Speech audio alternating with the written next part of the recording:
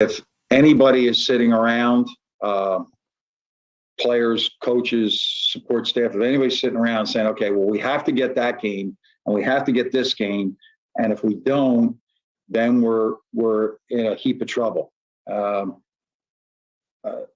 If anybody's projecting out to what is going to happen on a Sunday in March, we don't know.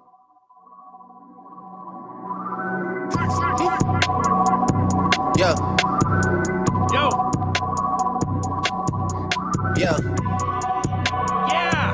Yeah, here we are. Afternoon Live as we get ready to go here on this Tuesday. Hope you're having a great day. Thanks for stopping by here. If you're watching the replay there, we're here every day at 1 o'clock talking about Michigan and what's going on in Michigan and sports. And there's a lot going on in Michigan sports. Still a lot for the weekend that people are talking about and hand-wringing, through thinking about what's going on there. And you got a basketball game coming up tonight. That was Phil Martelli last week talking about, and he's right, Michigan better not be sitting around thinking about, well, we don't get this one, and let's take a look at the bracketology.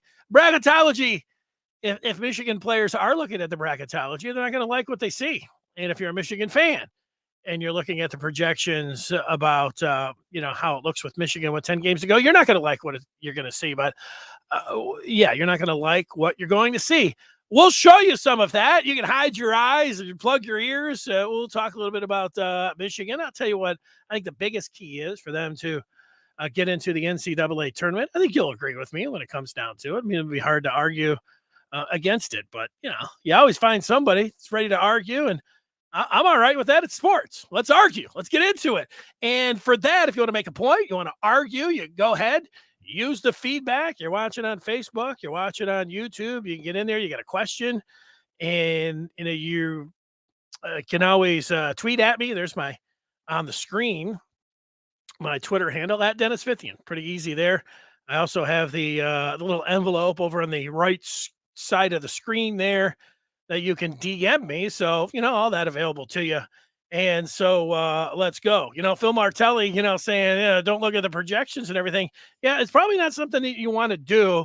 They're all coming out now. I mean, it's not just Lenardi. It's not, it's not Ken Palm. It's not Jerry Palm, Ken Palm, Jerry Palm, not the same guy.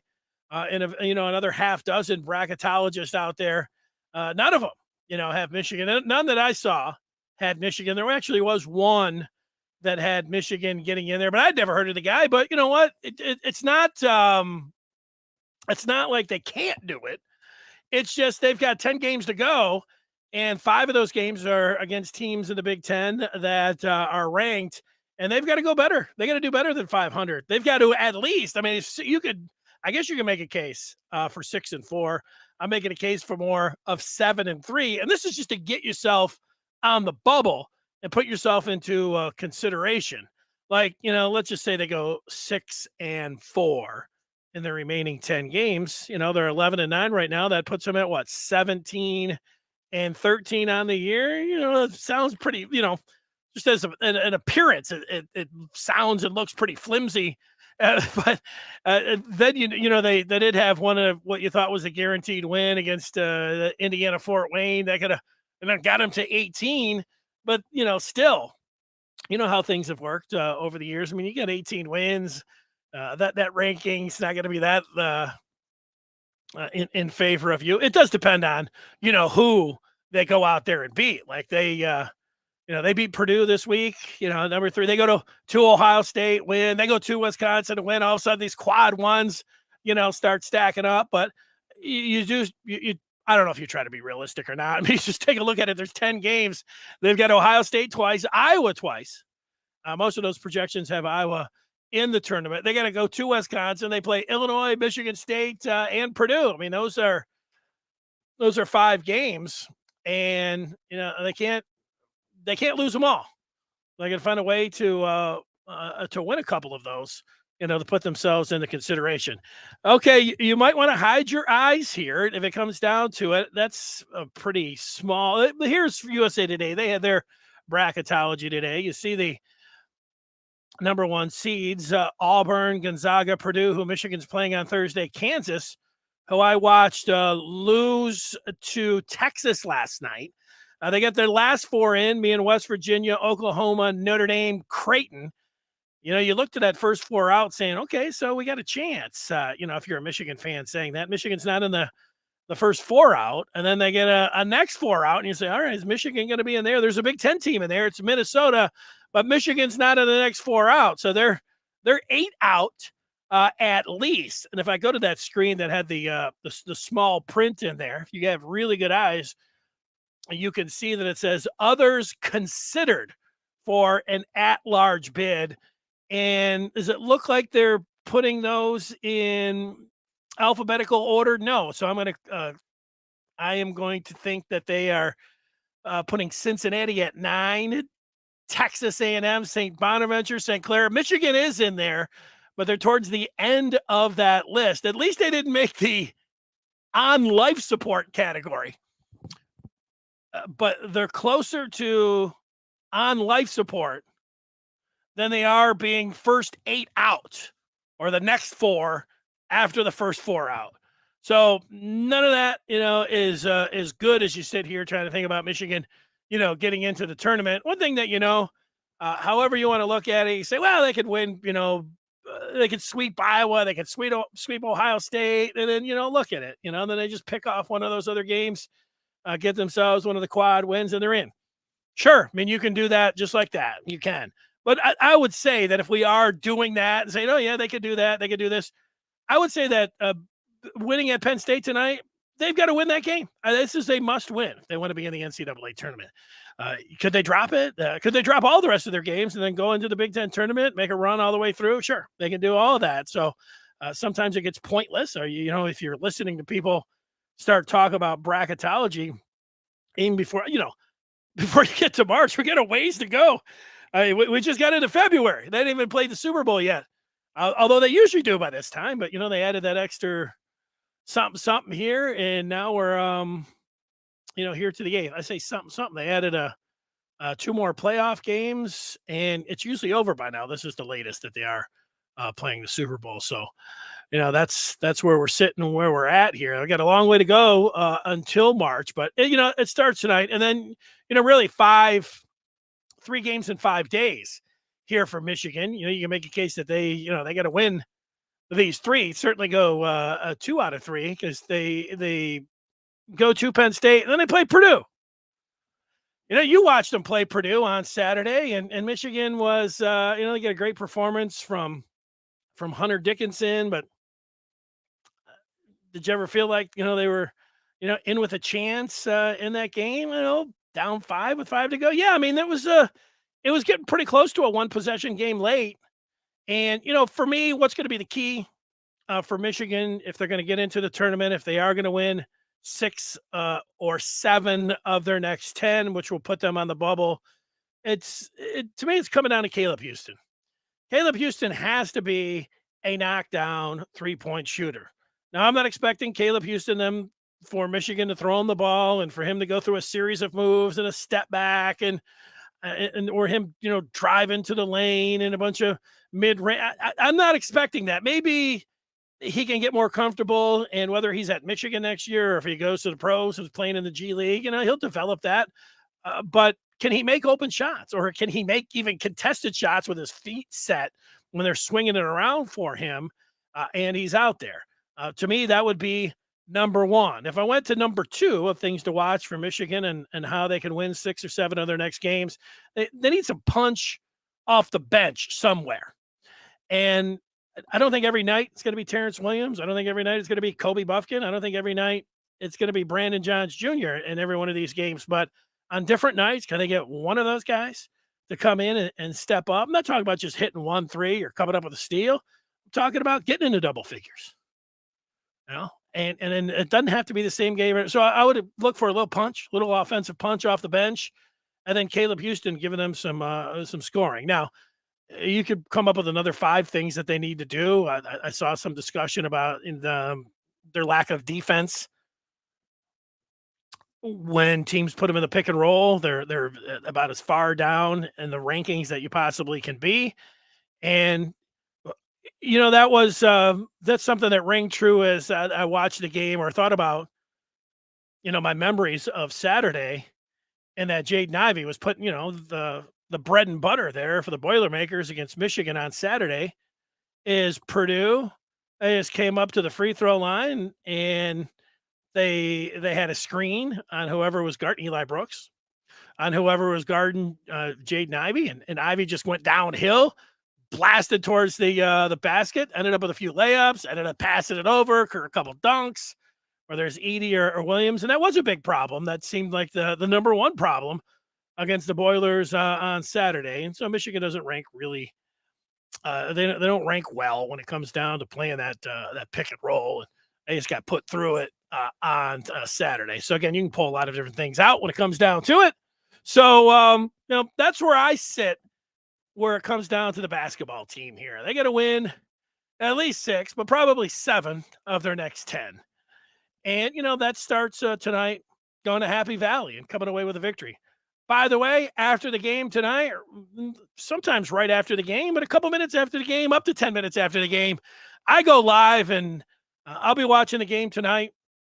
And I say I'll be up late. It's going to be a 9 o'clock start, so around 11:15 thereabouts. I'll be live and I'll talk about what happens with Michigan and Penn State tonight. So check that out if you're somebody that stays up late. And you know what? If you're not somebody that stays up late, guess what? That goes to our podcast at the Maize and Blue Review.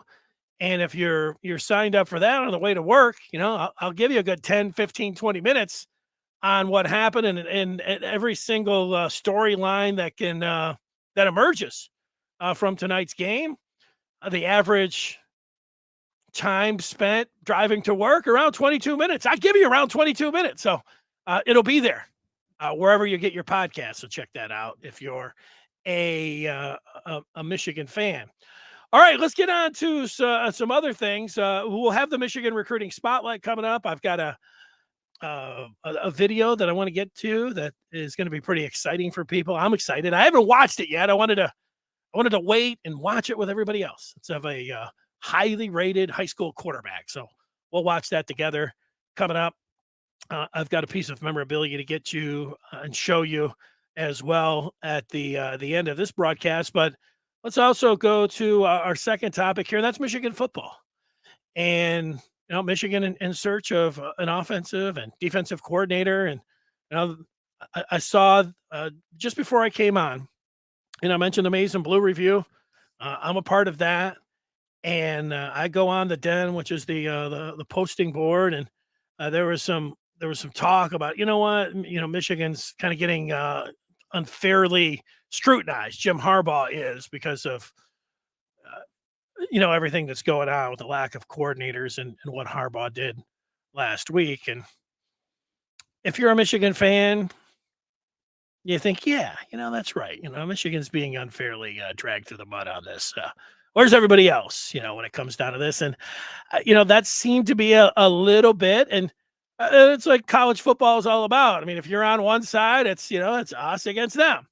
And so it was a real us against them post. But, I think that any coach in the top 25, certainly a coach, the Harbaugh tends to be a lightning rod and has stirred things up from day one. And with that, a lot of good things have taken place with Jim Harbaugh, being so visible and him doing things to shake up the establishment. Those satellite camps had everybody like, whoa, what's Harbaugh doing down here in the South? Why is he climbing a tree? Why is he doing Oscars with the stars or Dancing with the Stars? With recruiting. Amazing. Why is he flying people around the world? This is circumventing the cheaters, and yet he's got donors spending money and they're going to France. Whoa, what did you think everybody was going to do? Just be like, well, Jim's let's Michigan just play it out. No, I mean, Harbaugh, along with Jim Harbaugh, brings a huge wake behind you, and he's shaking everything up. There's never a dull moment. And you know what? If you're a Michigan fan and you saw him, in the car rapping with, telling everybody who's got it better than us, people, that's awesome. So awesome. But you know what? If you don't bring it home and win championships, then people are going to be after you and they're going to get at you, especially when you start talking about him and the phones ring nonstop and there's letters to the editor. There's a million. What are you going to do? The next day you start talking about Dabo Sweeney and it's like, yeah, you know what? Nobody's really calling about Dabo. Nobody's really sending any letters to the editor on Dabo. But Jim, you know what? He birthed the calf yesterday and drove around the Indy 500. Next thing you know, you get 1,000 emails. Like, you're going to keep talking about Jim Harbaugh. And so, Michigan, the offseason narrative, whether you like it or not, is set. Michigan fresh off its first Big Ten title in 17 years, lost both of their coordinators and the wandering eye of their head coach who got spurned, and the Vikings sent him back to Ann Arbor. Now, I would say that's a very much local and national narrative. Now, you could say that's not true. Jim Harbaugh had a verbal agreement. That's not true. It was Jim Harbaugh that turned him down. You know what? You can believe whatever you want. You might be right. And whoever you trust when it comes down to that situation, you might be right. And sometimes, Michigan had a basketball coach back in the day, coached the Fab Five. His name was Steve Fisher, and he was famous for saying, perception is reality. Well, in this case, the perception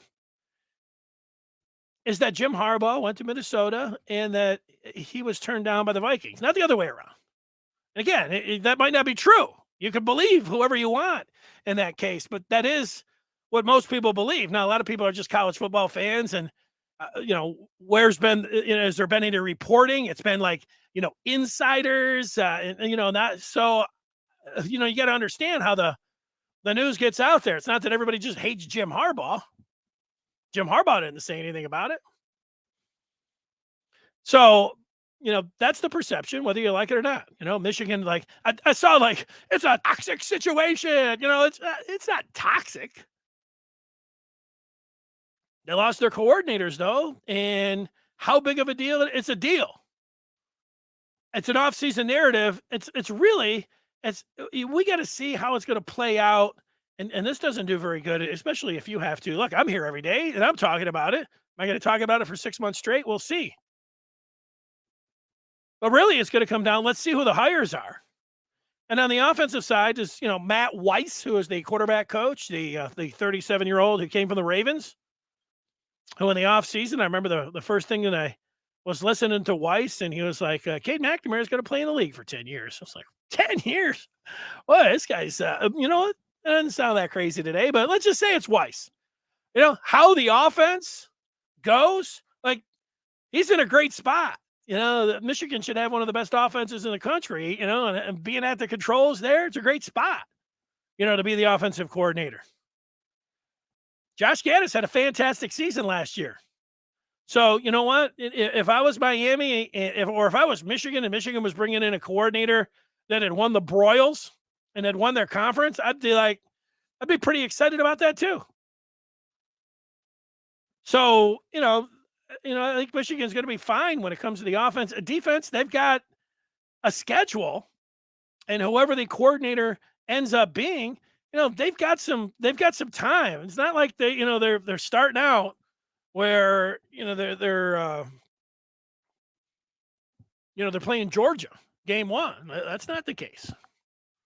They're playing Colorado State and Hawaii and UConn.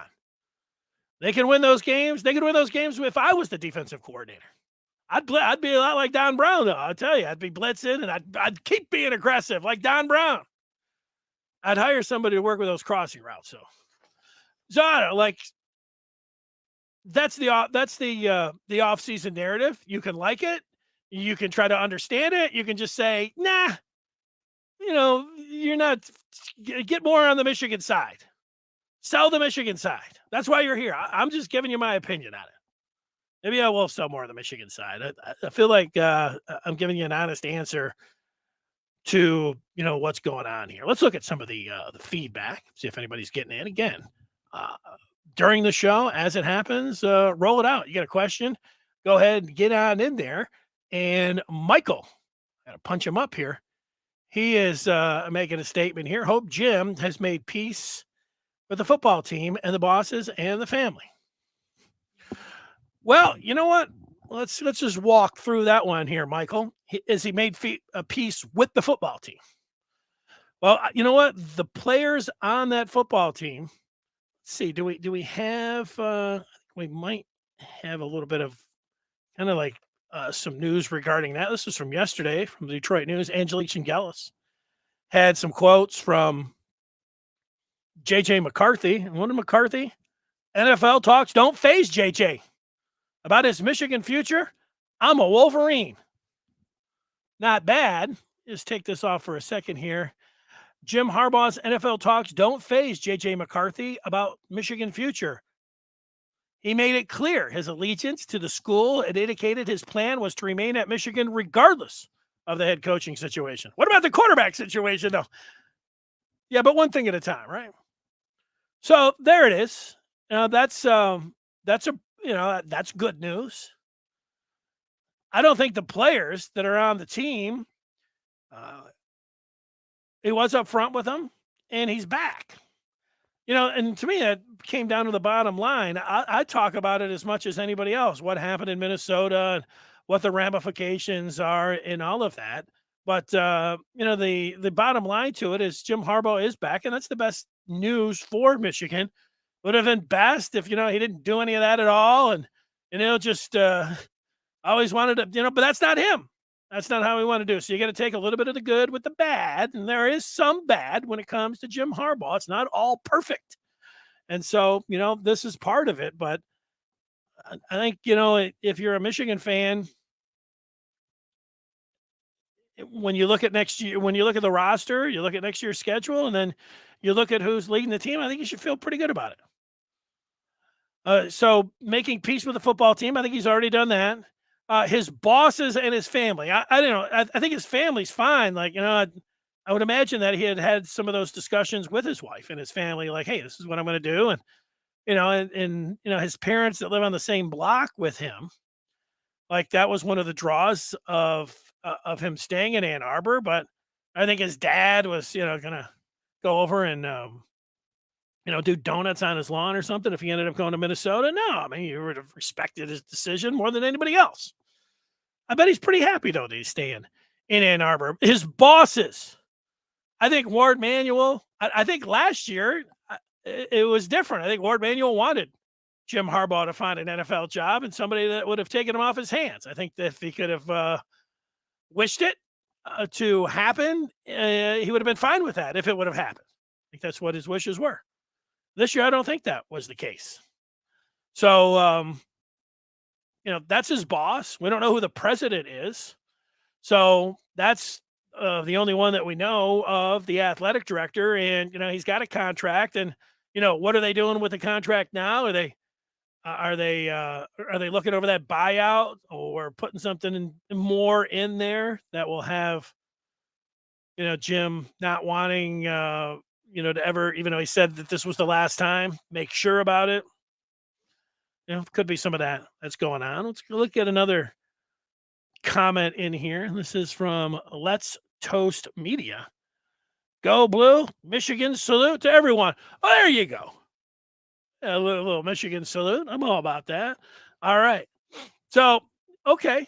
That's the offseason narrative. And you got, we talked about the possibilities of who could be the coordinator and all of that.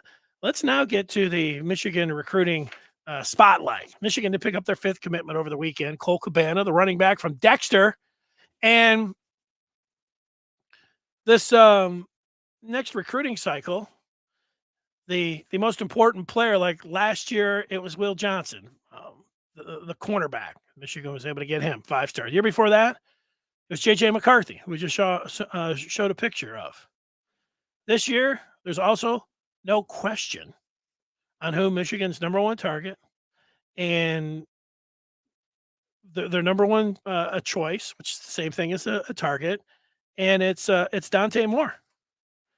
And Dante Moore, the quarterback out of King, he is he's listed as a 4-star on Rivals, 6'3", just under 200 pounds, pro style quarterback out of King in Detroit. Number 1 player in the state.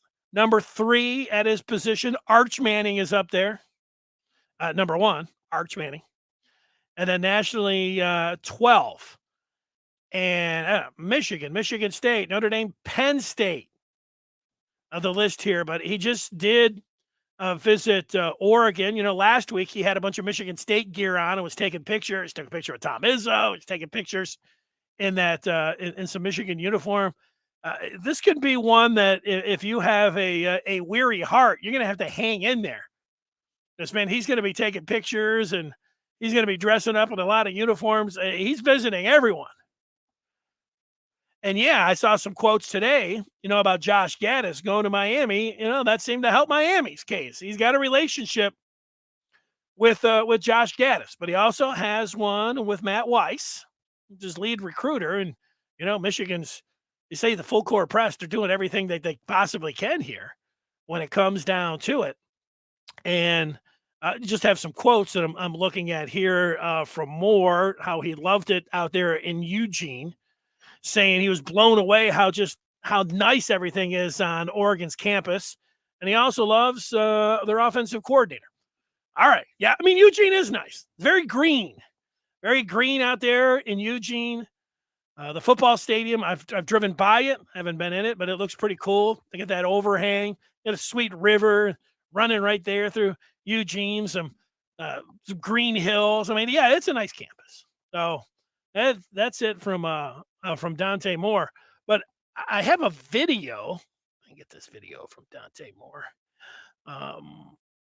Video, which is going to be exciting to see here. Moore, this is the first time that I have watched it. So maybe it's the first time that you have too. This is Dante Moore, the quarterback from King. And let's just see if I can get this one up here. Watch this this video here of Mr. Moore. See if we can blow this up even a little bit more. Blow it up more. Dante Moore. All right, we've got the video up. Let's walk through this a little bit. Got a picture of him. Pretty good. 6'3". Here's some of the film. All right, big kid. Laser. Boy, he just zipped one in there. Looked like an NFL throw. First thing that stands out here is that his the trajectory on that ball, that tilt, that angle. This guy looks like a pro. Here's one zipping one down the field, dropping it in the bucket, down to the 10. That looks pretty good. When you say pro style, he's got the size, he's got that arm. Here's one he puts a little touch on down the sideline, looking pretty good on that one too. I'm gonna blow it up a little bit more here. See if we can see. There he is. He's looking around, may run this one, throwing against his body like Patrick Mahomes and finding his receiver in the end zone. Wow. That's something else. We got more video from Dante as he goes through it. Pocket passer. He takes a big lick here and is still able down the seam to find his wide receiver. Now he's down here on the goal line, throwing a little fade, little jump ball. Is that a back shoulder? Or does it have to go back? I probably can go back if I downsize this a little bit. Here he is finding one of his wideouts down the seam. So the kid's got it all. Let's be honest. You can see, like just watching these guys, just to see how that football looks when he is in game action and how he puts it on these receivers. Man, this is a laser beam. You can see the NFL arm, and you can see the NFL size here. So, yeah, you can understand what Michigan's looking at. I mean, it's an effortless throw, and yet this thing is booming off of his arm and coming out of his hand. And, he's displayed some touch involved in there as well. So, yeah, everything. And, this is going to be one of these recruitments is going to play out all year long. Michigan is in there, but, he's doing everything. Talking to Brandon Justice, senior editor at the Mason Blue Review, he went out and watched Moore play, and he's talked about he's beyond his years when You get that with quarterbacks. I mean, this guy's got a good head on his shoulders, so he'll go in the best place for him. Yeah, I mean, we want to watch a little bit more. Dante Moore, a little play-by-play. This time he's down to the 10-yard line. A little fake to the back. Now he's throwing a little smoke route there on the line of scrimmage. He danced around a little bit. I didn't see that one. Here's down on the goal line again. This time he's just, firing a little look in to the wide receivers. He can put the ball. He puts the ball on these guys. Most of these throws a very catchable pass from what I'm looking at here. Here's a bomb. I guess we got a pass interference there. All right, so there's some Dante Moore for you. Finally, it is Super Bowl week, and we're coming down to it. I dug in, looked in the cards. I'm like, do I have anything that would be Super Bowl related? I'm like, no, there's a bunch of Lions cards in there. Nothing that's going to be Super Bowl related. Or is there? How about a Matt Stafford? The thing is with Stafford here, this is a card from 2012, so it has his 2011 stats on here, and on the back it says, I wouldn't trade Matthew for any quarterback in the league. Lions Vice Chairman Bill Ford Jr. I hope he's the face of the franchise for years to come. The sentiments are understandable. In 2011, the third-year signal caller led Detroit's resurgence by setting team records in completions, yards, and TDs. Stafford's 5,083 yards passing, including 520 in the season finale, which they lost, were the fourth most in league history. And that was the Matt Flynn game. But you know what? Stafford played really well in that playoff game against the Saints. And so, too, did Calvin Johnson, who had over 200 yards. And yet, that was his best season in Detroit, that 2011 season. Was it 2018 or 17 where he had all those fourth quarter comebacks, including the incredible one at Minnesota was great. I would put that as his second best season in Detroit. But, yeah, Super Bowl week. There's your memorabilia minute from Matt Stafford. All right, a reminder, I'll talk with you after the game tonight. After the game tonight, it starts at 9, and so that's going to put us at like an 11:15 start time. Until then, thanks for watching. Goodbye.